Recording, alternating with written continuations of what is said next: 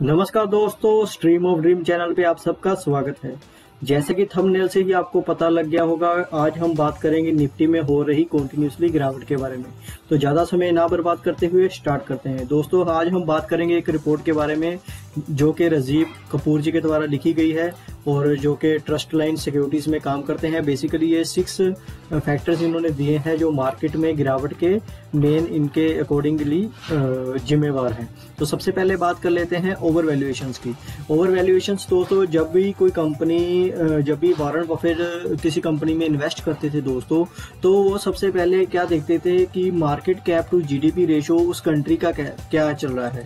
उनका जो इन्वेस्टिंग का करने का तरीका है बहुत सिंपल है कि वो कम प्राइस पे, मतलब के फेयर वैल्यू से भी कम प्राइस पे वो लेते थे चीज को और हाई प्राइस पे सेल करते थे। तो बेसिकली हमारी जो market cap to GDP ratio है वो 1.7% है और जो वॉरेन बफे का जो इन्वेस्ट करने का अकॉर्डिंग वो होनी चाहिए थी 0.6।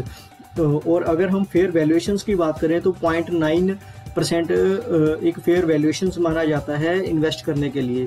तो ये तो उस फेयर वैल्यू से भी दोगुना है। तो एक ओवर वैल्यू होने की वजह से मार्केट ओवर वैल्यूड थे, इस वजह से भी गिरावट ये आनी ही थी, ये तो तय था। अगर बात करें एफपीआई के इनफ्लोज की, तो जो एफपीआई का इनफ्लोज होता है दोस्तों, वो भी मैटर करता है हमारी इक्विटी मार्केट को ऊपर ले जाने के लिए। तो बेसिकली हमने देखा कि रिसेंटली चाइना गवर्नमेंट्स ने कुछ रिस्ट्रिक्शंस लगाई थी, कुछ रिस्ट्रिक्शंस उन्होंने गेमिंग सेक्टर के लगाई थी, कुछ इन्होंने रियल एस्टेट सेक्टर्स के लिए लगाई थी। उसकी वजह से जो चाइना में कुछ स्लो डाउन आया था और कंपनीज की जो स्टॉक थे वो काफी ज्यादा नीचे गिर गए थे। इवन के 30-40% तक भी कंपनीज के शेयर्स नीचे गिर चुके थे। वो उनके जो वैल्यूएशन थे बहुत ही अट्रैक्टिव लगने लगे थे एफपीआईज को। तो उन्होंने क्या किया दोस्तों, आप देख सकते हैं, उन्होंने लिखा है कि जो चाइनीज इक्विटी वैल्यूएशन है वो काफी रीजनेबल प्राइसेस पे थे। अगर बात करें फॉरेन इन्वेस्टर्स की, दे आर सेलिंग विड्रॉइंग। उन्होंने क्या किया, हमारे कंट्री में से पैसा, मतलब कि हमारी इक्विटी सेल करके अगर आने वाले दिनों में चाइना में इन्वेस्ट करने के भी आसार लगाए जा रहे हैं कि यहाँ तो वो सेल कर रहे हैं लेकिन वहाँ चाइना में वो खरीद रहे हैं। इसका आंकड़ा 1-2 महीने में हमारे पास सामने आएगा दोस्तों। अगर बात करें अर्निंग की, तो सितंबर क्वार्टर के जो रिजल्ट्स आए हैं उसके अकॉर्डिंग बहुत ही नेगेटिव सरप्राइज किया है उन्होंने मार्केट को। उनका मानना था कि जो रिजल्ट आएंगे वो काफ़ी पॉजिटिव आएंगे, लेकिन बहुत ही नेगेटिव रिजल्ट है। उनका ये मानना है कि जो टॉप लाइन है वो तो बहुत बढ़िया है, वो तो काफ़ी अच्छे तरीके से बढ़ रही है, लेकिन जो बॉटम लाइन है वो इतना अच्छे तरीके से नहीं मेंटेन कर पा रही कंपनी। उसका जो मेन रीज़न है वो है जो रॉ मटेरियल के प्राइसेस हैं वो काफ़ी ज़्यादा तेज़ी से बढ़ गए थे। ये भी एक रीज़न माना जाता है। उसके बाद अगर बात करें फेडरल रिजर्व के भी कुछ ऐसे फैसले लिए हैं जिसकी वजह से भी ये गिरावट आई है। उन्होंने बेसिकली जो मार्केट में लिक्विडिटी थी जिसकी वजह से मार्केट अप चल रहा था, वो उन्होंने लिक्विडिटी को थोड़ा सा कम करने के लिए बॉन्ड्स में बाइंग थोड़ी सी कम करी है और अपनी इंटरेस्ट रेट बढ़ाने का भी फैसला लिया है। ये भी एक मेन रीज़न है।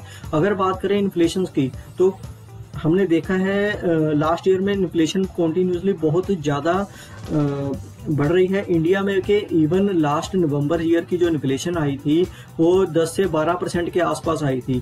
तो इसकी इन्फ्लेशन की वजह से ही दोस्तों रॉ मटेरियल के प्राइसेस काफ़ी ज़्यादा बढ़ गए हैं और कंज्यूमर की जो पावर है, जब भी इन्फ्लेशन बढ़ता है तो कंज्यूमर की पावर हमेशा रिड्यूस होती है।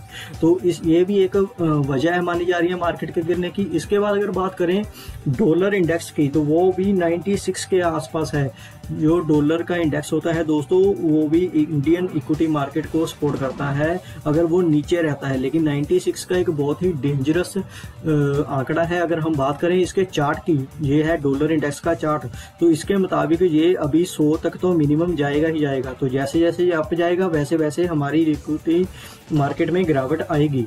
अगर हम बात करें एफआई और डीआईएस के आंकड़े के बारे में, तो एफआईएस की जो कॉन्टिन्यूस गिरावट जारी है, 26 नवंबर को जो गिरावट आई है वो -500 इनका जो अपना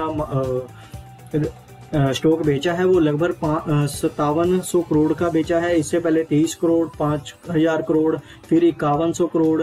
continuously last week continuously FIs की गिरावट जारी है दोस्तों। ये भी एक बड़ा रीजन हो सकता है। कोई भी देश हो दोस्तों, चाहे वो इंडिया हो या फिर कहें चाइना हो, अगर उस देश में एफआईआईज अपना पैसा निकालना शुरू कर देते हैं तो उसकी जो मार्केट है, वो शेयर मार्केट है, वो गिरनी ही गिरनी है दोस्तों।